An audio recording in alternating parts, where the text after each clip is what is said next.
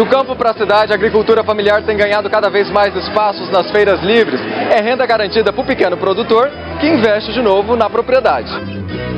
De olho na soja, Raio-X da Safra vai mapear a situação das lavouras. 600 propriedades devem ser visitadas durante 2 semanas em todo o estado. O plantio de soja convencional será feito em uma área menor nesta safra. Daqui a pouco a gente explica quais motivos provocaram essa queda. Na pecuária, o avanço do mercado de carne precoce. Os esforços para manter a América do Sul livre da febre aftosa. E uma pergunta: será que o estado já está pronto para ser reconhecido como área livre da doença sem vacinação? Veja agora no MT Rural.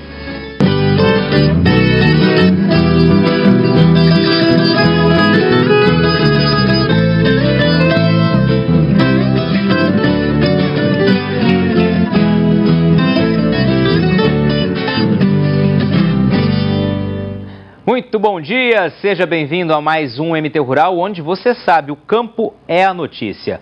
A gente abre o programa de hoje com a agricultura familiar no sul do estado. Apesar dos obstáculos, a atividade se tornou uma boa fonte de renda para quem aposta na venda direta ao consumidor. A horta assim, bonita e vistosa, enche os olhos do seu Elias. É no sítio de 11 hectares, no assentamento Banco da Terra em Pedra Preta, que ele e a família tiram da produção de legumes e verduras o sustento. Mas a terra nem sempre foi assim. Vixe, era bruta, né? Era pasto, a gente desenvolveu um pedaço para a lavoura e tem um gadinho no fundo para cima lá. Na hora de cuidar dos alimentos orgânicos, trabalho é o que não falta por aqui. Seja feriado, fim de semana, não tem folga. A gente faz os canteiros, a gente busca esterco de preferência no lugar que não passa veneno. Aí a gente sameia, espera nascer e muda. E ele vai cuidando, passo a passo, igual se fosse um nenezinho. Deixar os canteiros sempre limpos, né? Só que dá um arroz meio acochado, porque caipa tem que caipir direto, né? Para não deixar a praga juntar. E caipe direto, eu sempre fofo os canteiros. Para ficar fofo. Enquanto mais a terra fofa, a água, né, tremesse mais. Em terra de pequenos produtores é assim, a família tem que se unir, pegar no pesado mesmo, porque tem ajudia de funcionário não. Hoje, por exemplo, a família do seu Elias acordou às 4 horas da manhã, já fez a colheita, separou os produtos, embalou as verduras, as hortaliças e agora está carregando o carro, porque hoje é dia de feira. Tudo chega fresquinho para encher os olhos do consumidor aqui da cidade e colocar um pouquinho de dinheiro no bolso do pequeno produtor. São cerca de 700 pacotinhos de verduras e legumes por semana vendidos em feiras como essa. Também em escolas do município e outros centros distribuidores. E o segredo do sucesso é a união do produto de qualidade com a simpatia do vendedor. Tem que ter carisma, né? Tem que ter sempre um sorriso e tratar bem as pessoas. É mais saboroso. Tem outro sabor.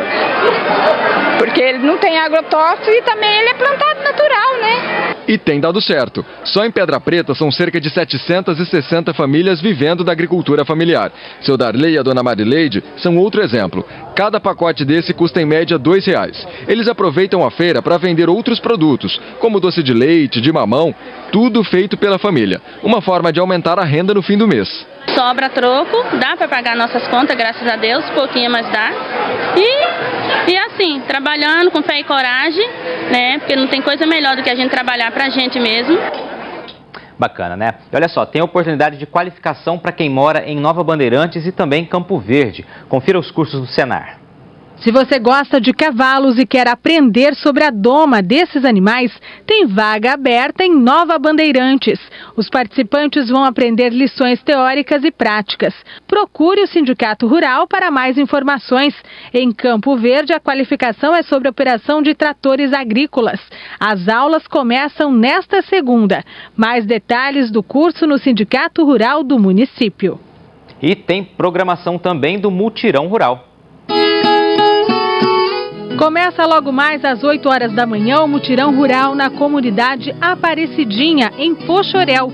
A programação vai até o fim da tarde, com serviços de graça à população. Tem atendimento na área de saúde, documentação, lazer e muito mais. Depois de Poxoréu, o Mutirão Rural segue para Rondonópolis na terça-feira e Jaciara na quinta. O retorno ao topo da lista dos maiores desmatadores e a morte de milhares de aves. Notícias desta semana. Mais de 8 mil frangos morreram em uma granja em Tangará da Serra depois que um apagão de energia elétrica atingiu uma propriedade. A interrupção de 9 horas afetou o sistema de resfriamento e a alta temperatura provocou a morte das aves. 20 mil frangos estavam no galpão. A concessionária de energia informou que está apurando o que aconteceu. Segundo os proprietários, este foi o maior prejuízo registrado em 20 anos de atividade. Mato Grosso foi o que mais desmatou no mês de setembro. Concentrou 55% das ocorrências no bioma Amazônia, segundo o Instituto do Homem e do Meio Ambiente. Dos 229 quilômetros quadrados de floresta derrubados, 127 foram no estado. Pará e Rondônia apareceram em seguida. Quase 20% da área de soja foram semeados e quem já plantou está de olho no desenvolvimento das lavouras.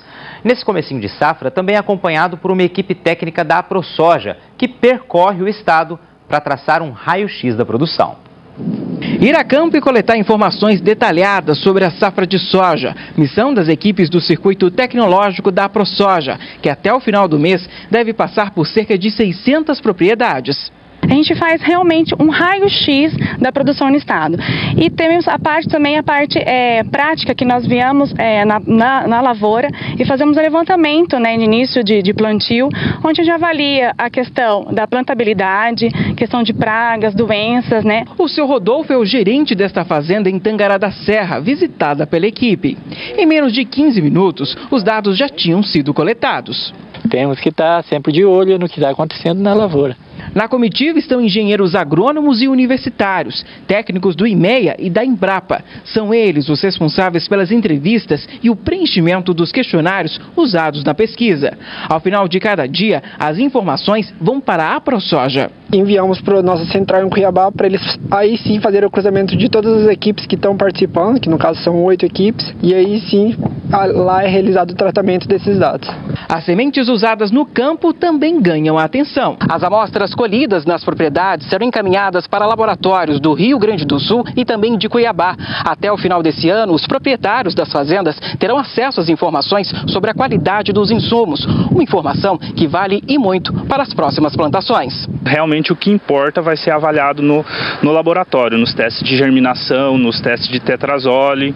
Então isso vai ser determinante para dar um nível do potencial produtivo da semente e os danos que ela sofreu. A distribuição das sementes no solo e a quantidade de plantas nascidas também são avaliadas. A medição é feita em linha reta, com apoio de GPS e uma fita métrica. Dependendo do material, o produtor coloca a quantidade de semente que é específica para aquele material. E aí nós viemos conferir se está adequado esse estande ou não desse material que o produtor plantou. O raio-x vai levantar ainda como está a incidência de pragas nas lavouras. E depois do intervalo tem mais soja. Você vai saber por que as lavouras convencionais devem perder espaço nesta safra.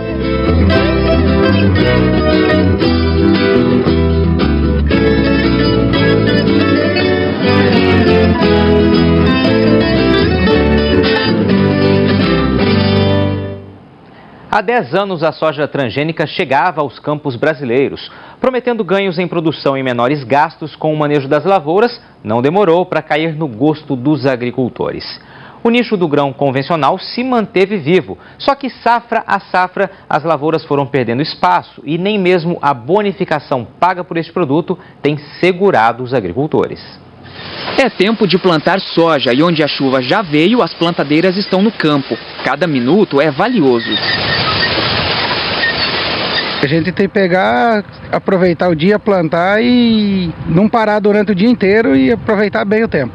Na fazenda da família Crowley, em Diamantino, vão ser 1.600 hectares. A soja ganhou mais investimento e espaço. 130 hectares de pasto agora serão lavoura. A gente está apostando na soja. Cada vez a gente quer produzir mais. Então esse ano 130 hectares aproximadamente e ano que vem de repente 150 a 200 hectares.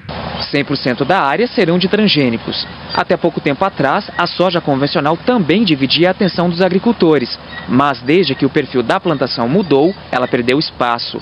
Mesma realidade de outros produtores que fizeram a troca. Entre os motivos estão os preços.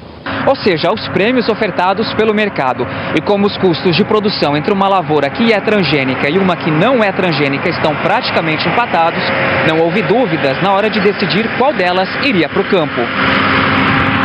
Na safra 12-13 foi o último ano que eu plantei soja convencional, mas ainda eu plantei 30% da área.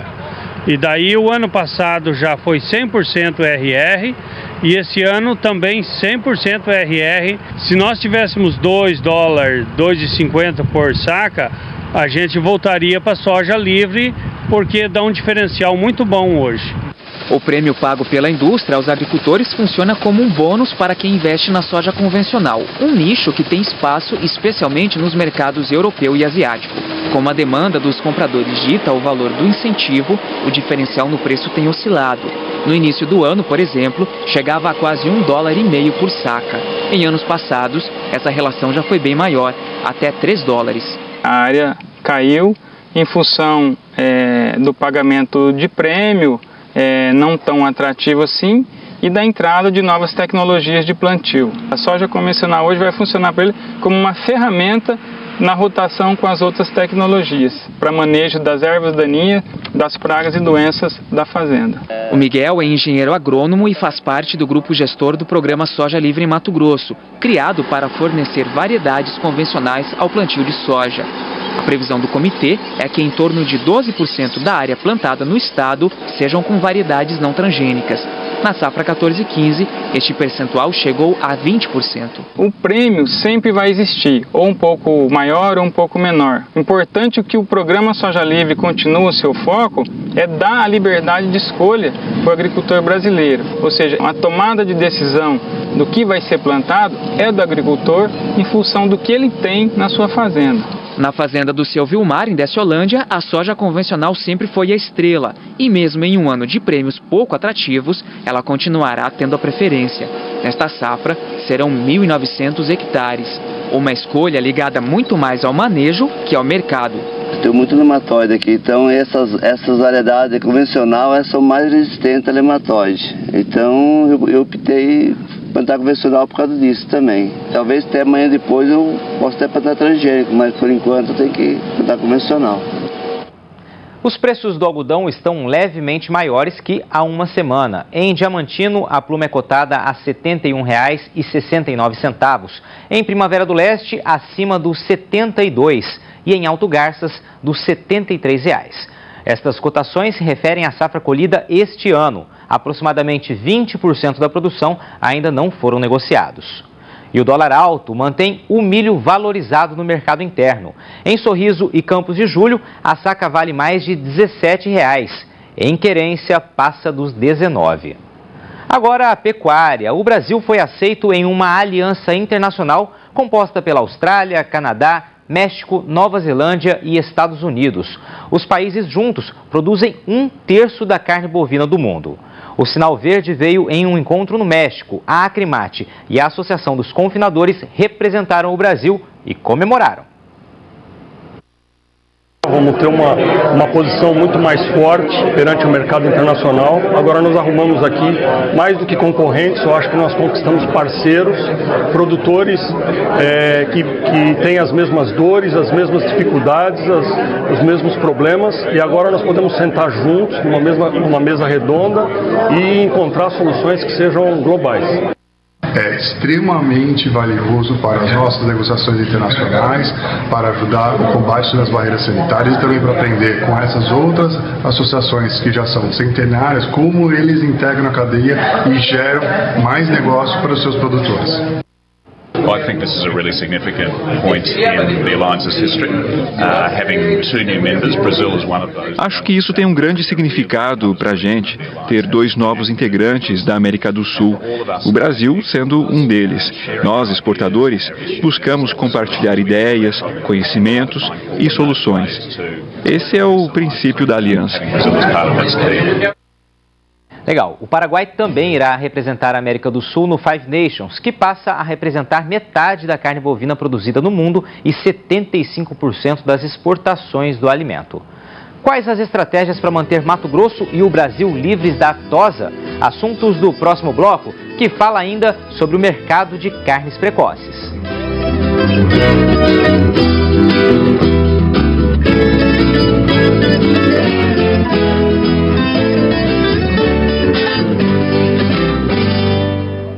A demanda pelos cortes precoces está em alta. Criadores e indústrias aproveitam o momento.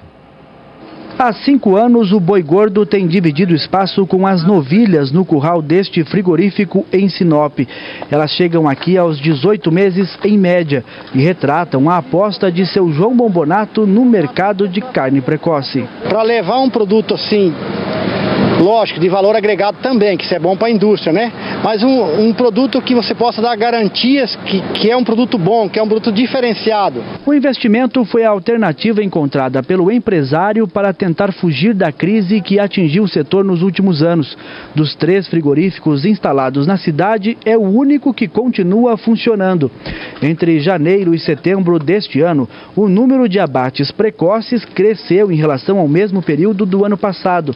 E as novilhas já representam a metade dos 600 animais que são abatidos todos os dias. A gente cresceu talvez 20% ou 30% na linha do precoce, mesmo com algumas dificuldades do cliente consumidor em adquirir esse produto de valor agregado.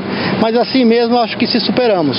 Considerando os números do INDEA, dá para ver que o mercado de carne precoce também está avançando no estado. Foram 41 mil abates este ano, 9 mil a mais que o mesmo período de 2014. E esse bom momento dos frigoríficos também reflete aqui nas propriedades rurais. Isso porque os pecuaristas, com um sistema de cria precoce, conseguem preços melhores nas fêmeas, que tradicionalmente são menos valorizadas que os machos. A fêmea é sempre um pouco mais barato, coisa de 5 ou 6% o valor de arroba inferior ao do macho. Isso servia para vaca e servia também para novilha. A qualidade da carne da novilha é muito boa, em alguns casos melhor até que a qualidade de carne do macho. Então foi uma maneira que se encontrou de poder compensar o produtor por isso. Este pecuarista explica que no sistema de engorda no pasto, o boi chega a levar mais de 30 meses para alcançar o peso ideal para o abate. Na produção de animais precoces, é preciso intensificar a engorda do rebanho. A evolução da pecuária trouxe a isso. Uma necessidade da pecuária em giro rápido. Para se produzir carne de melhor qualidade na dieta tem que se acrescentar grão também. Para ser considerado precoce, o animal tem que atingir o peso ideal com no máximo 24 meses. No frigorífico ele passa ainda por uma avaliação dentária, que mostra a idade provável do animal. Depois do abate, a carcaça também é classificada. São feitas as avaliações do score corporal dessa carcaça e o acabamento de gordura, onde nós classificamos de 1 a 5, né? 1 que tem menos gordura e 5 que tem uma gordura com maior abundância, né? O peso do animal também tem que ser exato. Justamente, o peso também, a carcaça ela tem que se encaixar dentro de 12,5 a 15,5, né? Arrobas, para entrar dentro do programa precoce. Uma das características da carne precoce é a maciez, o que ajuda a valorizar o produto. Num animal precoce, todos os cortes, tanto do dianteiro quanto do traseiro, a gente tem essa qualidade superior em relação à carcaça normal. Então a gente costuma dizer que num animal precoce a gente não trabalha com carne de primeira e de segunda, mas trabalha com cortes. A carne precoce já sai do frigorífico valendo cerca de 20% a mais que a carne convencional. O mercado consumidor da precoce, ele é local, mas ele está se expandindo, né? É aquela história, tem gente para comprar, então tem gente para produzir, é o que a gente está buscando, expandir o mercado cada vez mais aí no estado. A febre aftosa é sempre uma preocupação para os pecuaristas. Em toda a América do Sul, a meta é erradicar a doença em no máximo 5 anos. Um rebanho de peso, mais de 350 milhões de animais. Pela dimensão, dá para ter uma ideia da importância da pecuária na América do Sul. O desafio é tornar o continente livre da febre aftosa, doença de alta restrição comercial. O último registro foi em 2012, no Paraguai. No continente sudamericano se avançado. A América do Sul avançou bastante. Estamos há 3 anos sem casos da doença e os países seguem trabalhando para tornar-se livres da febre aftosa com ou sem vacinação. Hoje, Venezuela e Suriname ainda buscam este status. Os demais países já conseguiram. Javier Vargas é do Equador e preside a Comissão Sul-Americana de Luta contra a Febre Aftosa, que esteve reunida esta semana em Cuiabá. Em pauta, os avanços do Plano Hemisférico de Erradicação da doença. A meta é que até 2020, todos os 13 países membros, incluindo Panamá, estejam reconhecidos como áreas livres de aftosa. O trabalho tem que ser conjunto, não apenas de uma pessoa ou de um país. Também precisamos fortalecer ainda mais os nossos serviços veterinários, tirar as medidas do papel e agir quando for preciso de maneira conjunta. O vírus não reconhece fronteiras e atinge quando menos estamos esperando. Também foi analisada a proposta elaborada sob coordenação do Centro Pan-Americano de Febre Aftosa, que define uma espécie de guia técnica para ser seguida pelos países, principalmente nos casos em que o objetivo é suspender a imunização do rebanho em regiões que já são livres de aftosa com vacinação. A guia segue 3 pontos: análise de risco, do sistema de vigilância sanitária e de vulnerabilidade. Quando se retira a vacinação, é preciso conhecer todos os riscos e ter definidos os planos de ação para todos os casos. E quando o assunto é erradicação da febre aftosa, Mato Grosso tem se destacado. O estado está há quase 2 décadas sem casos da doença. Condição importante para ter acesso a mercados mais exigentes e quase um aval para alimentar a busca por um novo status sanitário.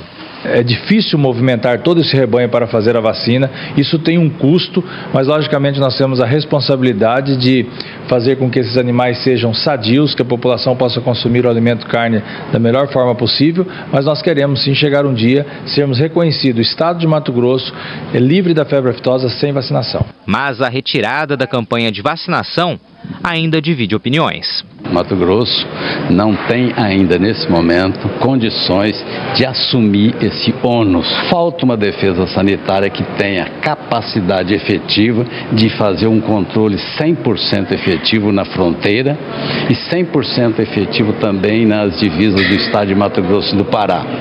Ter um controle efetivo do rebanho e ter um acompanhamento 100% eficiente em todas as movimentações de rebanho dentro do estado de Mato Grosso. Avaliações do impacto econômico da retirada da vacinação, avaliação da caracterização do nosso rebanho, vulnerabilidades de risco, uma possível reimplantação do vírus no meio do nosso estado. Então há toda uma dinâmica de trabalho a ser proposta para que Mato Grosso, depois de 19 anos livre de um foco de febre aftosa, possa mudar de status. Hora de ir embora, sucesso da porteira para dentro, força e fé da porteira para fora e vamos que vamos. Tchau!